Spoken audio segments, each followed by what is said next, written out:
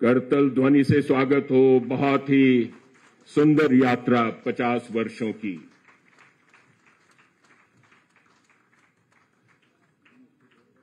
ये यात्रा अनवरत जारी रहे। अहर्निश सेवा का जो कर्तव्य है उसका पालन होता रहे। और अब यूपी राही ऐप, ऑनलाइन रिजर्वेशन एवं पैसेंजर फीडबैक ऐप को लॉन्च कर रहे हैं माननीय मुख्यमंत्री जी। रिमोट उत्तर प्रदेश परिवहन निगम की एक और नई शुरुआत डिजिटल क्रांति की तरफ। उत्तर प्रदेश परिवहन निगम अब यात्रियों की सुविधाओं के लिए लाया है यूपी राही मोबाइल ऐप, जिसके माध्यम से आप उत्तर प्रदेश परिवहन निगम की बसों का कहीं से भी कहीं का टिकट डिजिटल भुगतान से प्राप्त कर सकेंगे। परिवहन निगम की इस सेवा का लाभ अब प्रदेश के दूर दराज के नागरिकों को भी अब आसानी से अपने मोबाइल के माध्यम से मिल सकेगी। परिवहन निगम यात्रियों को सहज सुगम सेवा उपलब्ध कराने प्रतिबद्ध है। मोबाइल ऐप की सेवा की शुरुआत आज उत्तर प्रदेश के यशस्वी मुख्यमंत्री माननीय योगी आदित्यनाथ जी द्वारा किया जा रहा है। और स्वर्ण जयंती के अवसर पर भारत सरकार के डाक विभाग ने सोने में सुहागा जैसा काम किया है।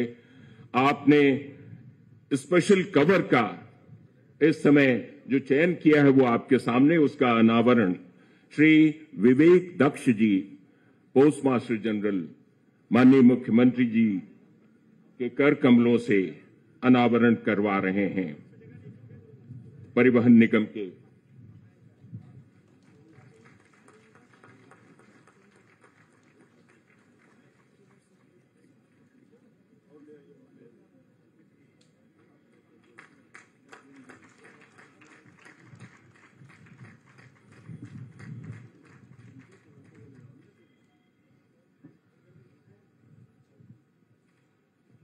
और ये अनावरण भारतीय डाक विभाग एल्बम प्रस्तुत कर रहा है। सभी माननीय मुख्य अतिथि महोदय एवं सभी अतिथियों को, और इसके बाद राजधानी सेवा की वीडियो क्लिप का प्रस्तुतिकरण। उत्तर प्रदेश राज्य सड़क परिवहन निगम विगत 50 वर्षों से लगातार अपने यात्रियों को सुगम, सुरक्षित और किफायती सेवाएं देने हेतु कटिबद्ध है।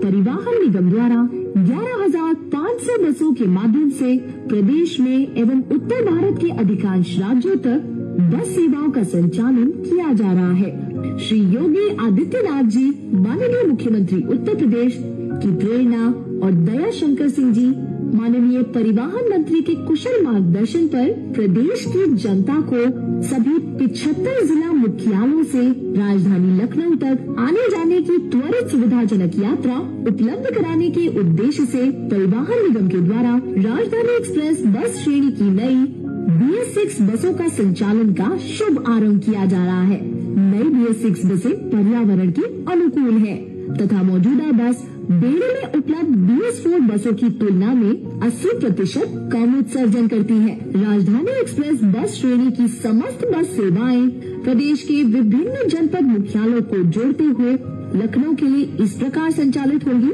कि यात्री लखनऊ पहुंचकर अपने आवश्यक कार्यों को पूरा कर वापस यथासंभव उसी दिन गंतव्य तक पहुंच सके।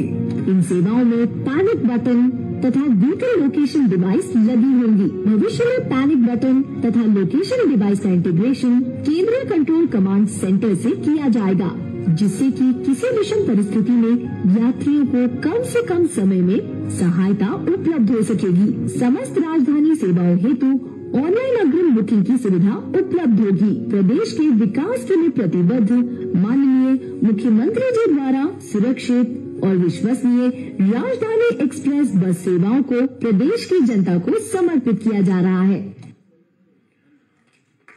तालियों से स्वागत। हमारा पथ लो प्रकाश का है, ध्येय तिमिर के विनाश का है। सभी का मंगल लिए हृदय में, हमारा हर पग विकास का है। माननीय मुख्यमंत्री महोदय के आशीर्वचन हम लोग अब तालियों से स्वागत हो।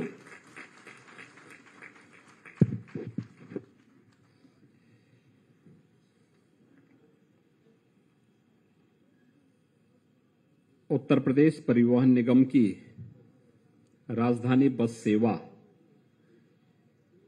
शुभारंभ के अवसर पर मंच पर उपस्थित प्रदेश सरकार में मेरे वरिष्ठ सहयोगी उप मुख्यमंत्री श्री ब्रजेश पाठक जी, परिवहन मंत्री श्री दयाशंकर सिंह जी,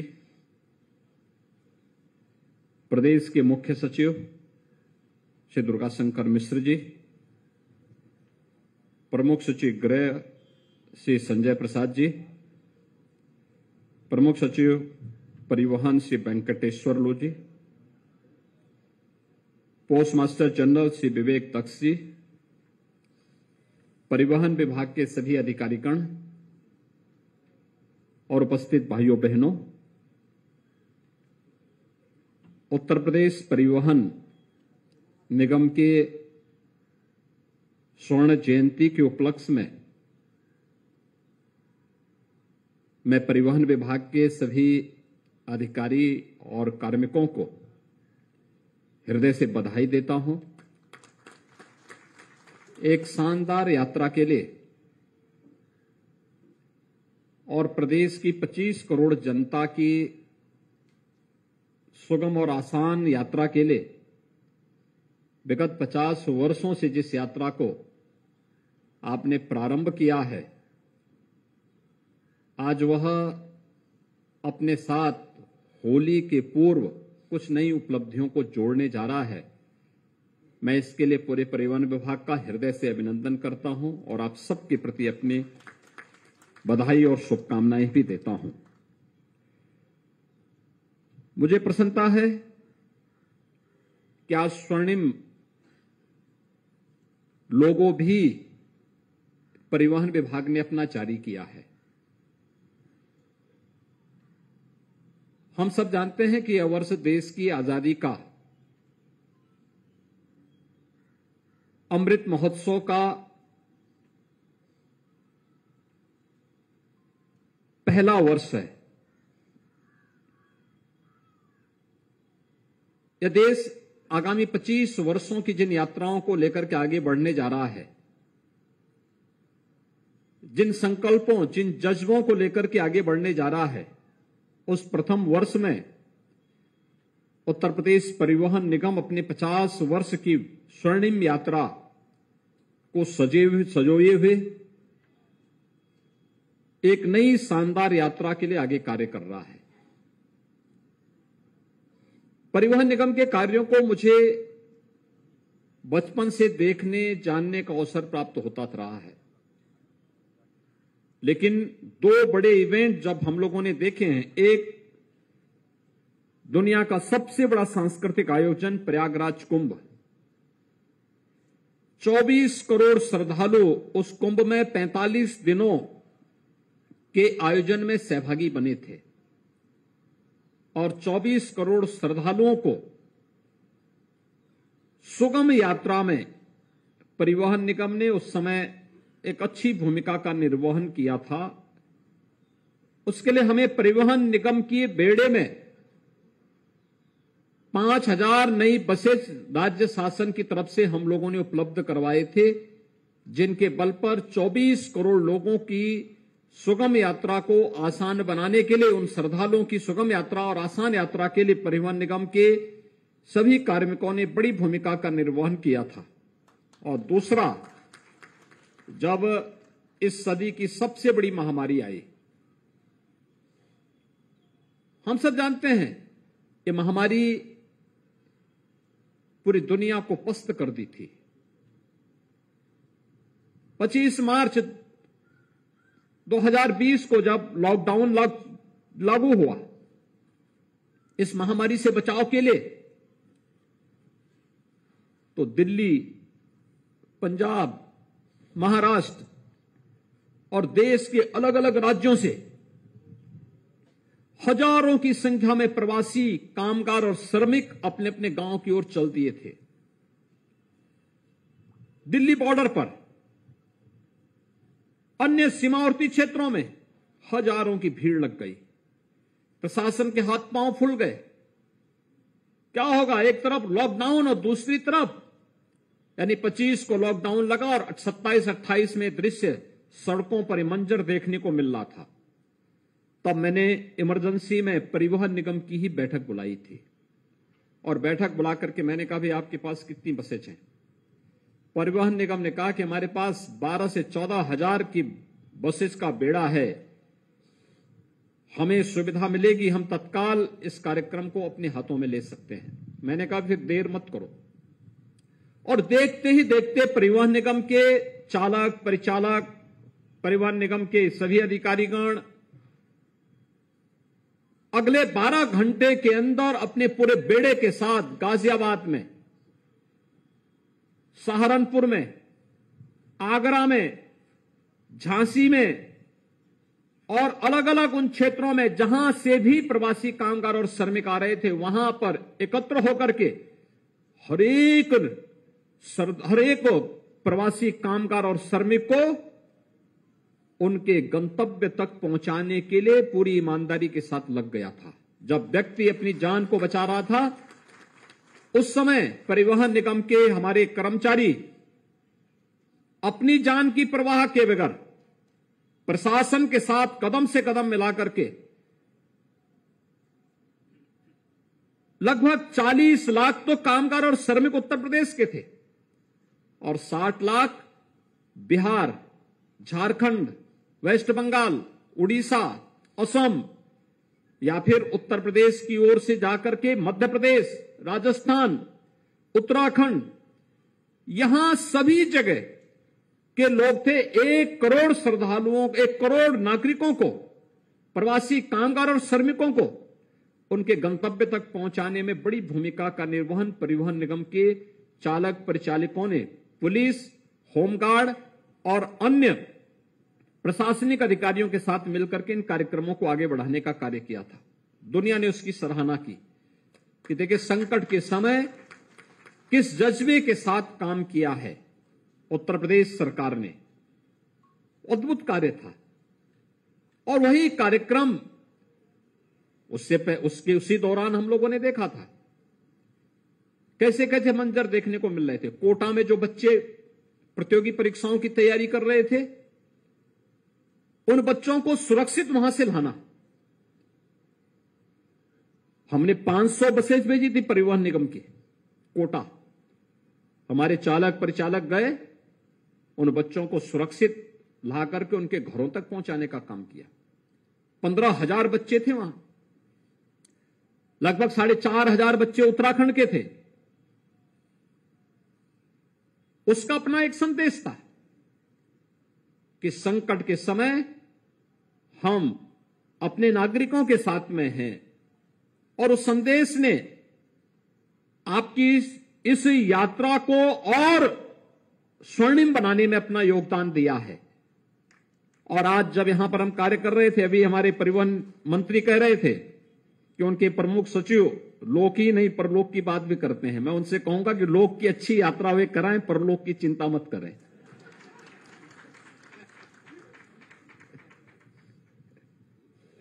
क्योंकि व्यक्ति परिवहन निगम की बसेज में लोक की यात्रा के लिए निकलता है। और होली के अवसर पर एक सौगात आप दे रहे हैं। 150 नई बसेज आई हैं। पिछली बार हम लोगों ने पैसे की व्यवस्था की थी, परिवहन निगम ने बसेज दी और सबसे अच्छी बात की ये बसेज परिवहन निगम के ही वर्कशॉप में बन रही है। ये बड़ी बात है, हमें उसकी स्ट्रेंथनिंग करनी चाहिए। पुरानी जो बसेज हो चुकी हैं, 10 साल पुरानी बसेज अगर हैं, उनको स्क्रैप की तरफ ले जाकर के फिर से नई बसेज को खरीदने के लिए हम लोगों ने इस बार तो बजट में 1000 नई बसेज खरीदने के लिए 400 करोड़ रुपए दिए हैं परिवहन निगम को। और पहली बार इतना पैसा अलग से मिल रहा, कुंभ को छोड़ करके इतना पैसा पहली बार हम लोग दिए हैं। और 100 करोड़ रुपए दिए हैं जो आपके बस अड्डे हैं, उन बस अड्डों को भी एयरपोर्ट की तर्ज पर विकसित करने के लिए अच्छी, कुछ को पीपीपी मोड पर लेके जाइए, कुछ को आपका परिवहन निगम स्वयं ही उसको बनाने की तैयारी करिए।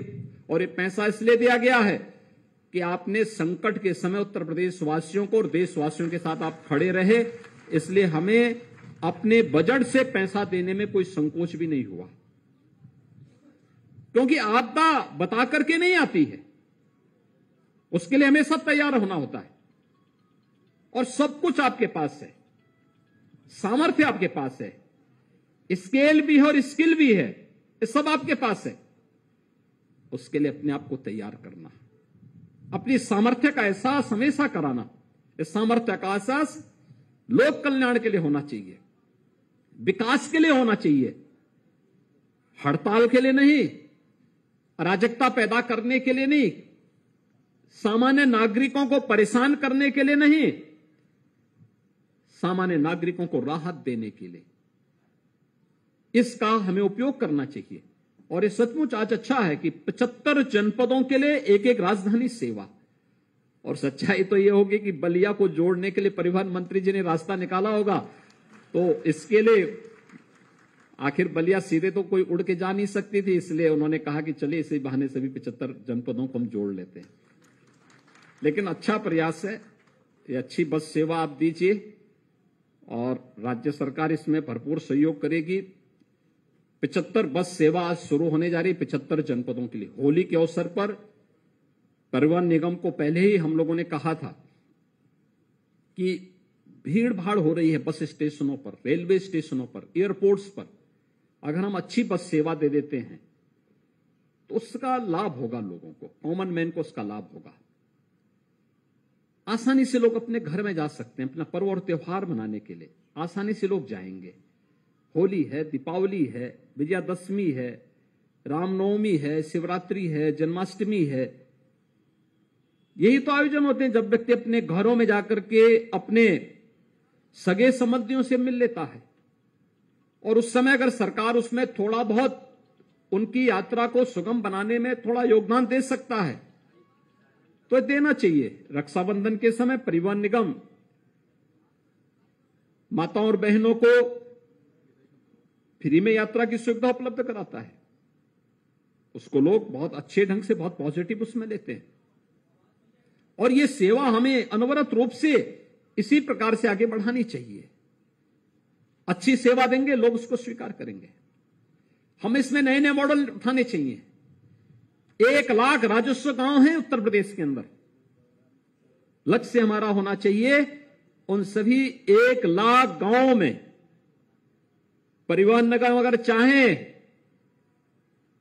तो यह रेलवे से और एयर कनेक्टिविटी से बेहतर सेवा दे सकता है, बेहतर सेवा दे सकता है।